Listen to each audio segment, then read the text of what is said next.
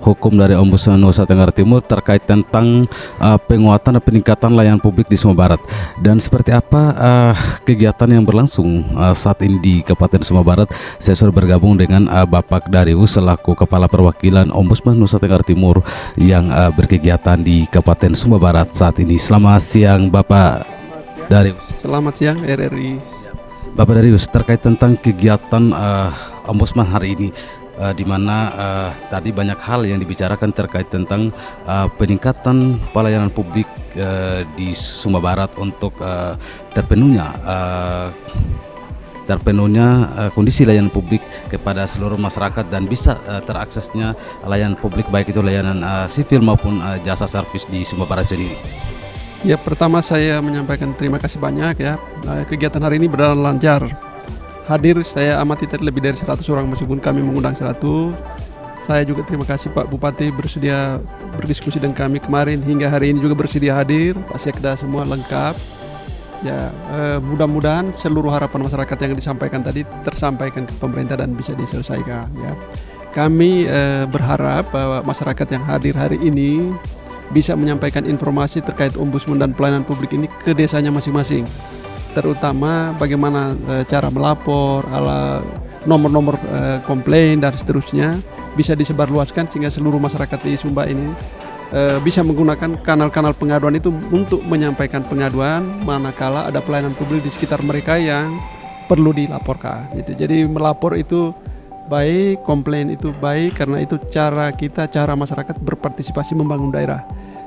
Tidak ada daerah yang maju kalau tidak dikontrol dengan baik. Nah, itu. Baik Pak Darius, terkait tentang itu, apa yang kemudian menjadi referensi Ombudsman sehingga kemudian memilih Sumba Barat sebagai salah satu lokus untuk pelaksanaan kegiatan ini? Ya, kami kenapa memilih Sumba Barat? Yang pertama karena berdasarkan data laporan yang masuk di Ombudsman RI, Kabupaten Sumba Barat ini adalah kabupaten dengan jumlah pelapor terendah dari seluruh kabupaten. Dia 2 tahun lalu hanya ada 2 laporan, tahun lalu 3, sekarang 5. Jadi jumlahnya sedikit-sedikit dari total laporan yang kami terima setiap tahun hampir 1000 ya. Berarti kalau dari Sumba Barat ini hanya 2-1 itu sedikit sekali ya. Itu pertimbangan pertama. Pertimbangan kedua, kami dari hasil survei penilaian pelayanan publik di Sumba Barat tahun lalu, itu Kabupaten Sumba Barat ini berada di zona merah atau skornya rendah, ada di 52, sekian. Khusus di beberapa indikator dan variabel ya.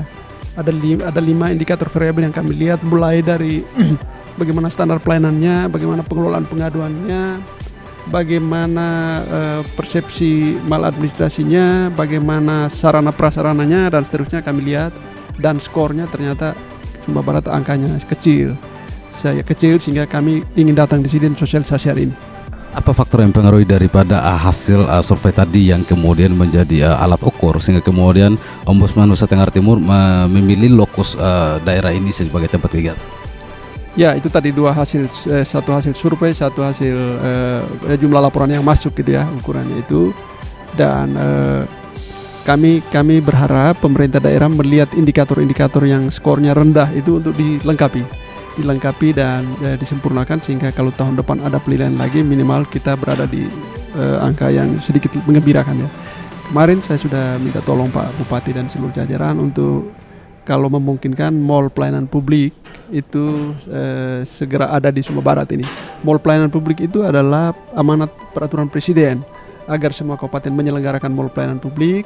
Di dalam mall pelayanan publik itu nanti seluruh layanan diintegrasikan ke situ. Dari seluruh dinas badan yang tersebar-sebar selama ini disatukan di kantor itu. Kemudian bisa juga instansi vertikal, BUMN, BUMD bisa juga masuk ke situ.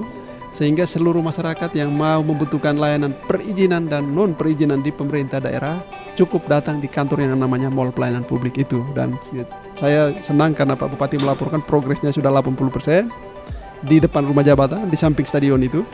Mudah-mudahan tahun depan sudah bisa dipakai. Ya. Baik Pak Darius, untuk kondisi layanan publik di Sumba Barat, apa harapannya ke depan partisipasi masyarakat dalam mengontrol kondisi layanan publik Sumba Barat sehingga ke apa yang tadi dikeluhkan oleh Ombudsman bahwa salah satu indikator menentukan rendahnya partisipasi masyarakat Sumba Barat itu karena rendahnya pelapor atau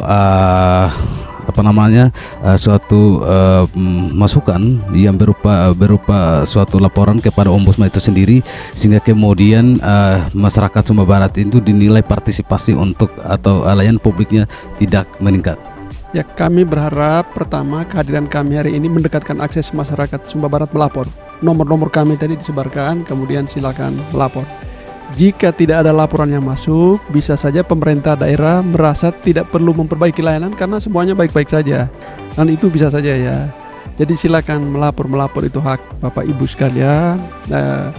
Tidak ada pemerintah yang kemudian marah dan seterusnya karena orang melapor itu. Pak Bupati sudah menyampaikan, sudah membuka diri.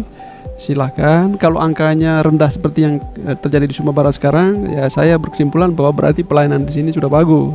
Ada beberapa opsi tadi saya sampaikan, pelayanan bagus, orang takut melapor, ya, dia tidak tahu kemana melapor, atau dia cuek saja begitu. Mudah-mudahan masyarakat Sumba Timur ini bukan karena dia cuek saja, takut melapor. Sumba Barat ini takut melapor, tetapi dia karena memang pelayanannya bagus gitu. Terima kasih Pak Darius atas konfirmasinya terkait tentang kegiatan pelayanan penguatan kapasitas untuk pelayanan publik kepada masyarakat Sumba Barat.